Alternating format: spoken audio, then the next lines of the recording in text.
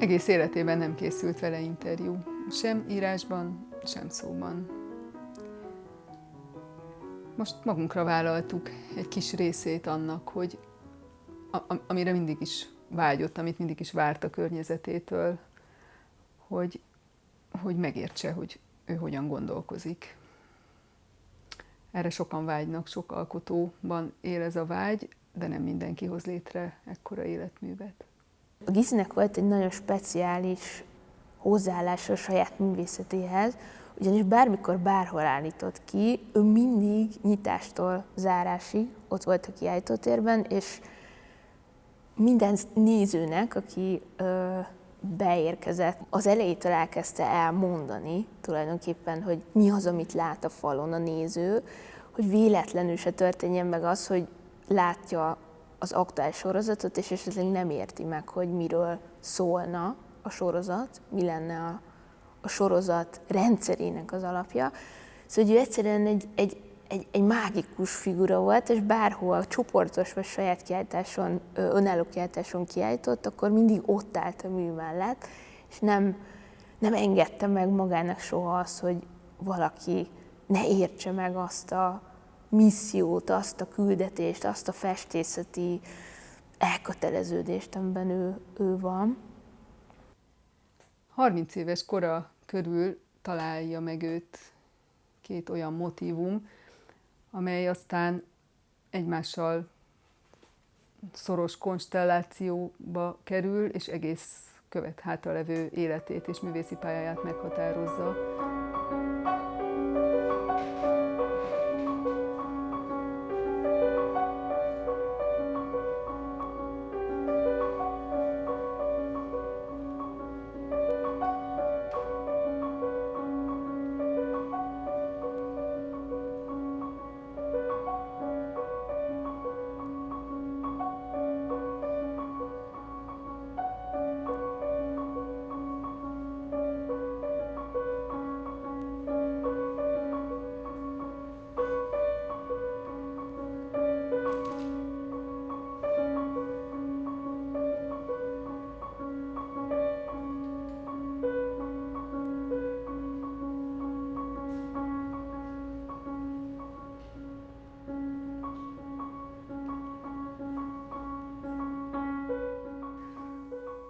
Tehát egy ősi jel, a négykarú spirál, amelyet egy skóciai sírábrán látott először, összekapcsolódik számára, mint egy szimbólumává válik az Isten felé vezető emberi szellemi tökéletesedésnek.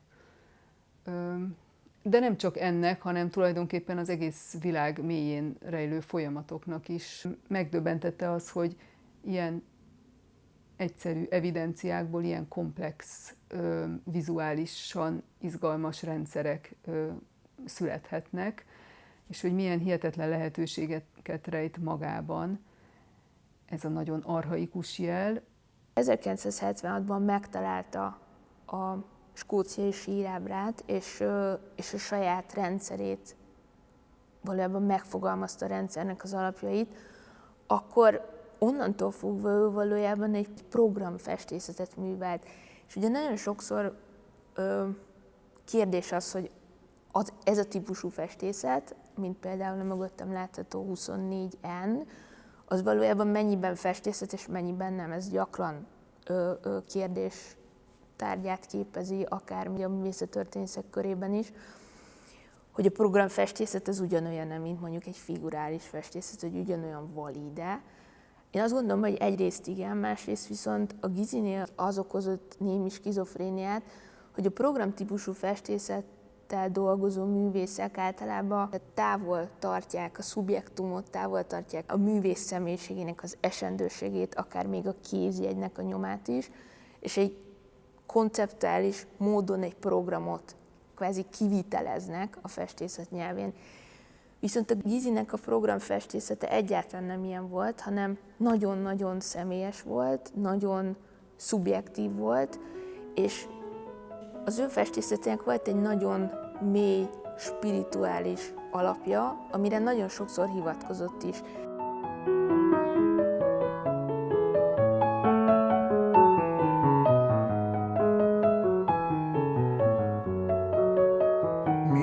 Rákóczi Giziben egy fantasztikus lelki embert ismertünk meg. Az első vonal, ezt szeretném kiemelni, Gizinek a vallásosságát, sőt, misztikus vallásosságát.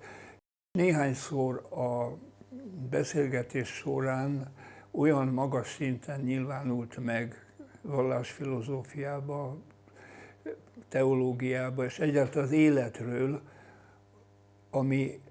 amit tanulni nem lehet. Tehát valami rendkívüli tudása volt, és ehhez járult egy olyan tévedhetetlen erkölcsi érzék, szeretet és megértés a dolgok és az emberek iránt, ami nagyon ritka. Tehát mondhatnám azt, hogy a féle lelki anyánk is volt ő, és tudom, hogy sokaknak. Nagyon határozott, nagyon eltökélt, nagyon szigorú asszony benyomását keltette, kicsit olyan külsejében is egy szerzetes, vagy papnő, vagy valami ilyesmi benyomása volt az embernek. Egy nagyon erős hite volt önmagában is, meg a munkájának a jelentősége is nagyon, tehát hitt benne, és tudta, hogy fontos. Tehát az önérzete, öntudata az nagyon erős volt. Tehát ez is egy nagyon fontos dolog, azt hiszem. Soha nem kételkedett a magában vagy a munkájában. Ez Magyarországon a legmagasabb polc, hogy valaki a műcsarnokban kiállít. Tehát Rákóczi Gizella zsenialitását mindenki rögtön felismerte, egyszerűen vitathatatlan volt, fölötte állt stílusoknak és irányzatoknak, de éppen ezért ő magányos hegycsúcs maradt. Mert a különböző művészeti iskolák, stílusirányzatok, klikkek, akik mindig is kézbe tartották a művészeti életet, tehát a folyóiratok, a művészettörténészek, a galériák, a hivatalos kiállítóhelyek, úgyhogy elismerték a nagyságát, de senki sem fogadta őt igazán be. Tehát ő nem tartozott egy művész csoporthoz. Részben nem is fért bele, az az igazság. Mindenkinél torony magasan jobb volt. 1970-ben egy új munkahelyre kerültem, ez a Budapesti Építő Anyagipari Szövetkezetnek volt egy műhelye, ahol engem mint zsákhordót alkalmaztak. Zárójelben meg kell jegyeznem, hogy én akkor aktív katolikus pap voltam, de úgynevezett munkáspap, tehát napközben fizikai munkát végeztem. Most ebben a műhelyben találkoztam először életemben egy művész közeggel. Művész volt maga a vezető, Erdély Miklós, aki építész, operaénekes, avantgárd író és képzőművész, és főleg egy olyan személyiség, aki maga köré gyűjtötte a kor alternatív művészeit, úgy is mondhatnám, hogy a tűrt és tiltott világot. Ő volt a feltalálója ennek a technikának, amivel ez a műhely foglalkozott. Ennek az volt a neve, hogy fotomozaik. Ez az a közeg, amiben megismerkedtünk Gizivel, aki diplomás képzőművész volt. Egy icipici kis padlásműteremben lakott, és nem is tudom, hogy miből élt, mert ebben a mozaik műhelyben hát mi filléreket kerestünk.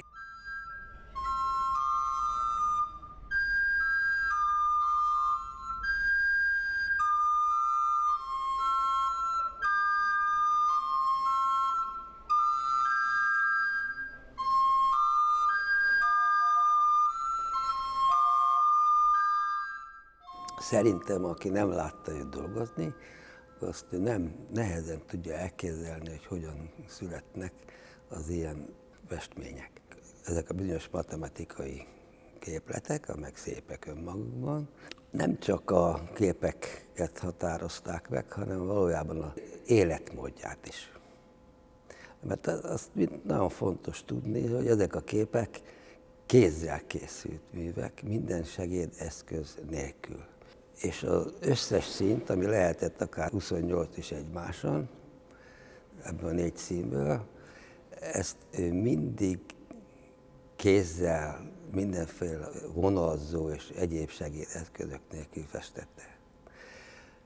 Ami valójában életforma, mert hiszen ehhez a legjobb minőségű anyagokat használta, egy legjobb ecseteket, legjobb papírokat, amihez pénzt kellett szereznie, amit talán úgy, ahogy sikerült a pedagógiai iskolában, amit vezetett, ilyen rajzszakkörszerűen, azt is láttam, és azért ott észre lehetett venni, hogy neki azért más útja is lenne a figuralitás felé, mert roppant könnyed módon javított, és a gyerekek, akik oda jártak, azoknak élmény volt a Gizivel csendéleteket festeni.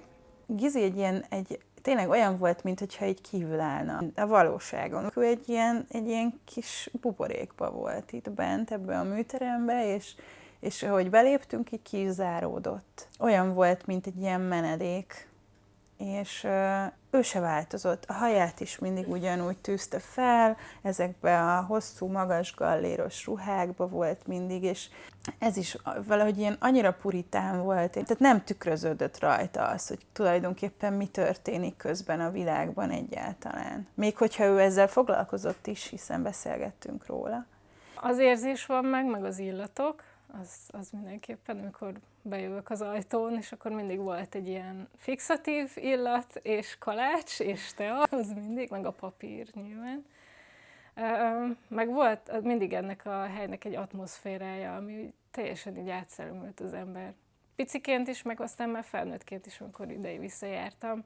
Amikor én kezdtem, akkor ugye ezt a képet csinálta, vagy akkor nem tudom, hosszú éveken keresztül dolgozott ezekkel az átlátszó, vagy ilyen nagyon transzparens, ismétlődő színekkel. Meg emlékszem, hogy fel voltak írva a számok, hogy 5 réteg, meg 8 réteg, meg ki tudja hány réteg van egymáson, és ezzel tanított minket a színtanra is. 1996-ban kezdte el festeni a 4 szín 4 tónus sorozat lapjainak a prototípusait, és 98 lesz az a pillanat, ami nagy áttörést hozott az ő akvarell festészetében, ugyanis ekkor kezdte alkalmazni a színek rétegződésénél a Fibonacci számsornak a számait.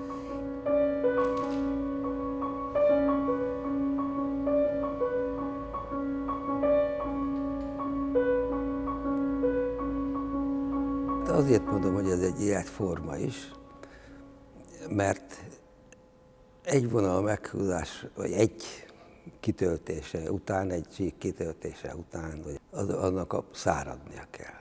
Ezt meg kell várni, addig még a másik vonalat se lehet meghúzni. Megszárad, után lehet. Tehát egy hosszú, sziszifuszi küzdelem azzal az elképzeléssel, ami neki meg volt a fejében. Mindig előre, tervszerűen. A meglepetés számára is az lehetett, hogy azok a árnyalati különbségek, amelyek a sok festékrétegből adódnak, meg egymásra festődnek, azokból mi jön létre. De emiatt ilyen nagyon kifinomult érzéke lett a színekhez, és nem csak neki, hanem nekem is. Mert én azt vettem észre, amikor eljöttem tőle, hogy másképp látok. Tehát semmilyen mechanikai eszközt igénybe nem vett, hanem hatalmas táblákon fölé hajolva, vagy levegőben lebegve, nem is tudom, hogy csináltam meg, mert mindegyik színfoltot többszörösen átfestett, nagyon finom, vékony, lazúr rétegekkel. Ezekből a rétegekből aztán a szivárvány minden színe kijött. Tehát egyrészt egy gyönyörűség, egy szépségvilág állt előttünk, ami mögött azonban egy világrendszer állt, amit én ésszel soha felfogni nem tudtam. Én csak a látvány tökéletességét láttam, Amikor közelebb megy az ember ezekhez a képekhez, akkor örökbe érezhetővé, láthatóvá válik ennek az egész geometriának a személyessége, ahogy a ceruzavonalak meg vannak húzva, ahogy ezek a részletek ki vannak töltve, tehát érzéki konceptualizmus, de hívhatjuk érzéki geometriának is.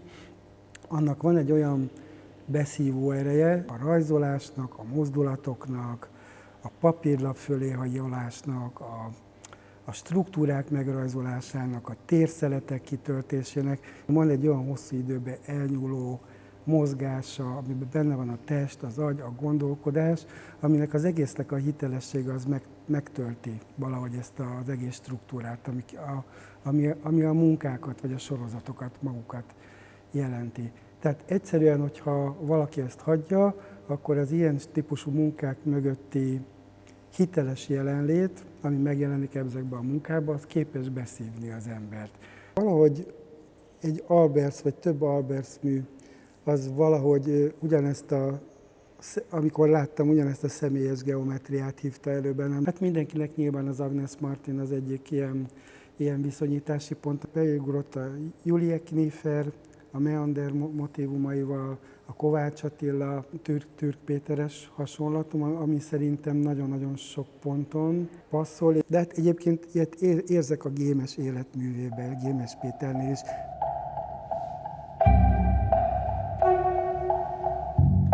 Olyan elvei, meg olyan igényei voltak az abszolútum felé, hogy nem nagyon tudott kompromisszumot kötni, és hát ez bizony magányosságot eredményezett. Közben pedig folyamatosan foglalkoztatták azok a gondolatok, hogy mi az, ami nincs meg az életében, mi az, ami hiányzik, és ezt egyfajta fegyelemmel elfedte, és aztán lassan valahogy át is szellemítette, mint egy áttetszővé tette. Ez volt számára a kivezető út.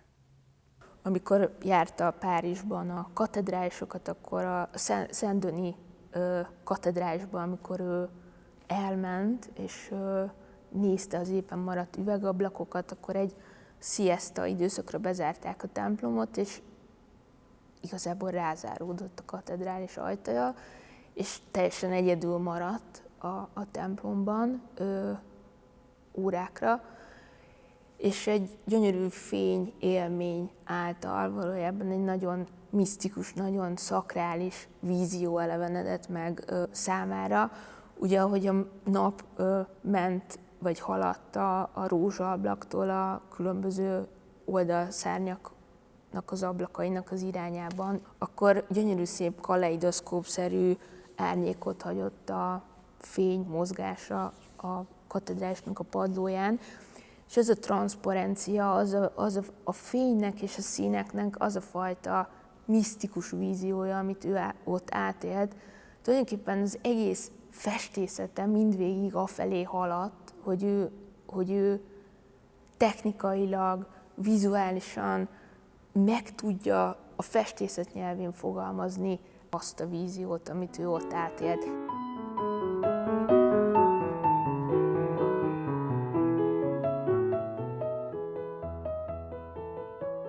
A legutolsó sorozat, amin ő elkezdett dolgozni, egy olyan labirintus sorozat volt, amit 2014. december 24-én karácsony napján kezdett el festeni. A sorozat megfestés előtt elkészítette a sorozatnak a forgatókönyvét, és az utolsó néhány lapot nem sikerült befejeznie, viszont a forgatókönyvből vissza lehetett azt következtetni, hogy valójában ő azt a sorozatot kezdte el, amit egész életében neki meg kellett festenie. A labirintus magját adó négykarú spirálok addig pörögnek, amíg eljutnak a végtelenbe. Vagy annyira egy ilyen szent pillanat, művészettörténészként azzal szembesülni, hogy a művész, aki egész életében kizárólag teljesen miniciózusan egy célhoz akart odaérni, hogy a halála előtt sikerült neki, és hogy néhány lépéssel választott el attól, hogy átlépjen a végtelenbe. De tulajdonképpen nem, mert át tudott lépni azzal, hogy elkezdte a sorozatát, de hogy az utolsó lapokat nem tudta befejezni, de tulajdonképpen ez valahol mindegy is.